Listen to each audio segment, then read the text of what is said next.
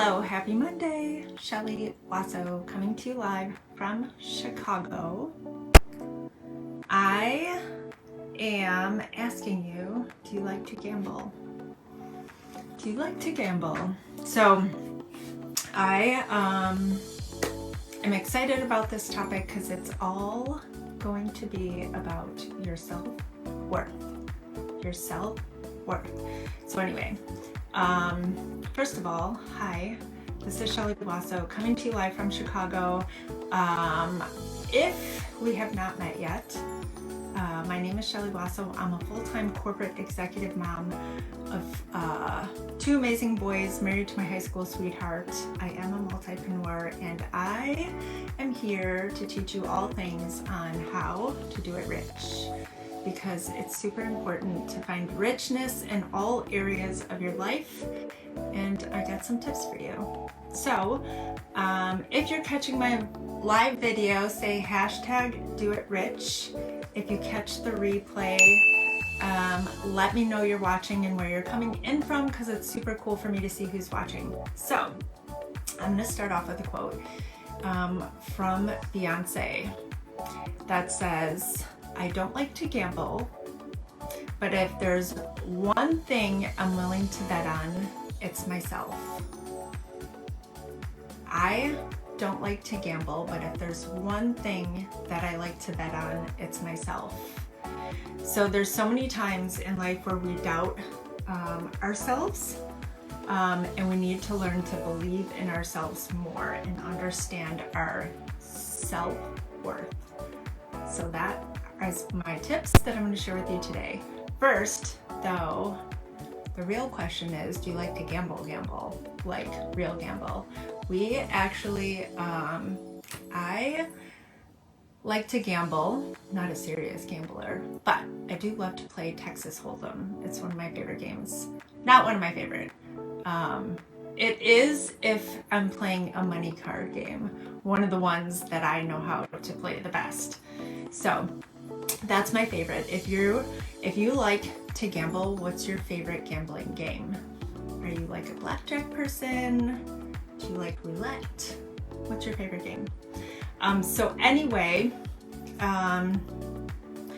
sometimes we hold ourselves back because we don't trust ourselves, we don't believe in our self-worth, we think we're not ready, we're afraid to take action, and a lot of that falls back on not wanting to bet on ourselves. So a lot of people struggle with self-doubt and learning to be healthy, to be successful, to be a good mom, to have good relationships, to do all the things in all areas of your life.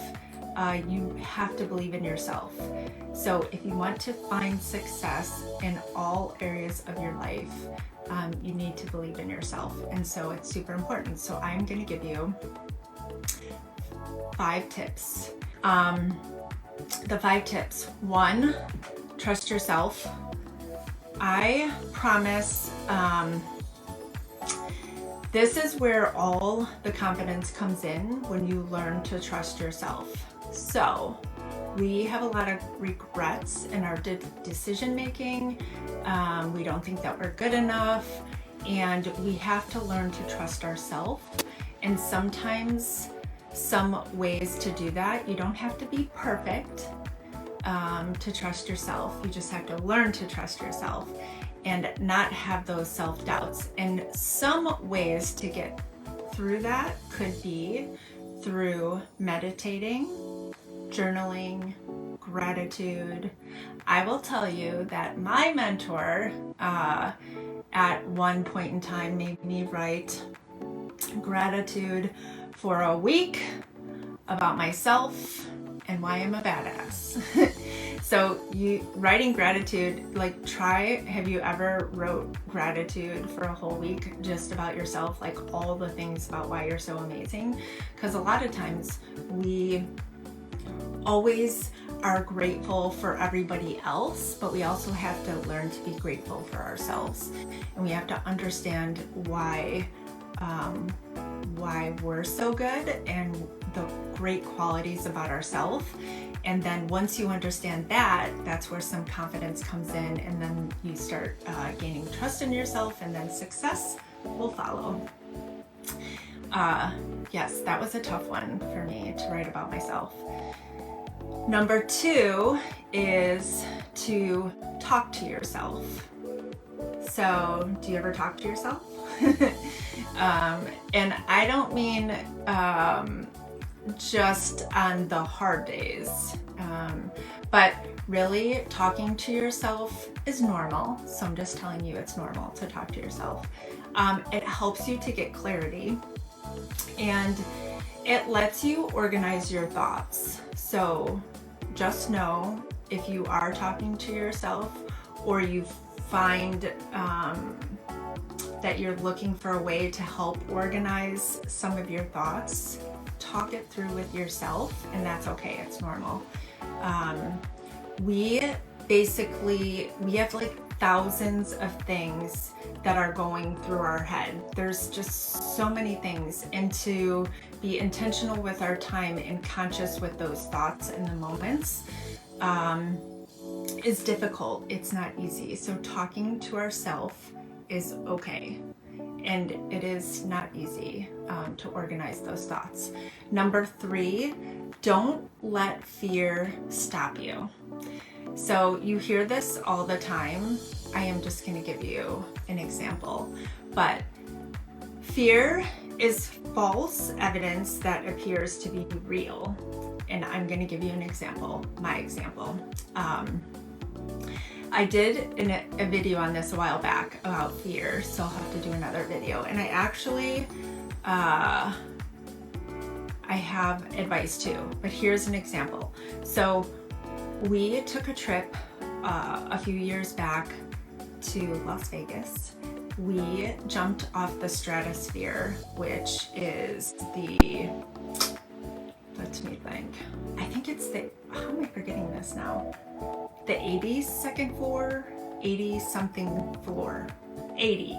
Anything 80 or higher is pretty high up there. Anyway, we jumped off the building. Myself, my husband, and our 2 boys. So I am not afraid of heights, and I feel like I don't have many fears. But when I got to the end of, it was actually like a plank. So when I got to the end and I looked down, I was afraid to jump. I was like, wow, I didn't realize that that was a fear of mine. And I was standing there like, holy cow, I'm not gonna be able to do this. So I was afraid, and I was stopping myself from jumping. I was actually turning around, not gonna jump. After I jumped, oh my word is right. That's how I felt. Like, what am I doing? And of course, in the group of 4 of us, I wanted to go first because I wanted to get to the bottom so I could take pictures of everyone coming down. So of course I'm like, let me go first. So thinking I wouldn't have a problem jumping. I get to the end, I don't want to jump. I jump, and when it's all over, I was like, well, that was easy. I would easily do that again. Like, I'd go up, do it again, go up, do it again. So the fear was stopping me, and it's false evidence that appears real. So I hadn't jumped yet, and I was already afraid. But I'm afraid of something that I hadn't done yet. So it wasn't real. The fear wasn't real because I hadn't done it yet. So if you feel like you're afraid to jump in and do something and you haven't done it yet, you're really not afraid because you don't know. You don't know what's on the other side. You just think you're afraid because it's something inside of us that's holding us back. So we have to learn to get over that fear, and some things are that helps us are accountability partners, doing challenges, and then rewarding ourselves. Because when there's a reward at the end, then it helps push you through to accomplish or overcome that fear. Now, I wasn't going to reward myself for jumping, but I also didn't know I had the fear until I got to the end. And so that is just my example of it. It's false. It can't be fear because it hadn't happened yet. So keep that in mind, and challenges are helpful, accountability partners are helpful, and giving yourself a reward at the end is helpful to get over those fears. Tip number 4 is to take a chance and try new things. Trying new things helps you learn about yourself. So I will share a story here also. I always thought I wanted to own my own business, and I always thought I wanted to own my own business because my parents own their own business, my grandma owned a business, my aunt, like everyone in my family has owned their own business. So I thought, of course, I'm going to own my own business. My brother owns his business, and so I thought, of course, I want to own my own business. So I think it's been actually not 10, 12, maybe 8 years ago. While still working my corporate job, because I love what I do, I'm not leaving my corporate job. I believe in multiple income streams, and I am not leaving. So opening my own diamond jewelry business was not for the reason of getting out of my corporate job. It was to establish another stream of income. And because I really thought that I wanted to own my own business. So we opened up a diamond jewelry store. We invested a lot of money. It was on Jewelers Row in downtown Chicago. And 5 years in, we had a 5-year lease. I realized in all of that time that it's not really what I wanted. I didn't want to own my own business, not a physical present business where you actually have a location and you have employees.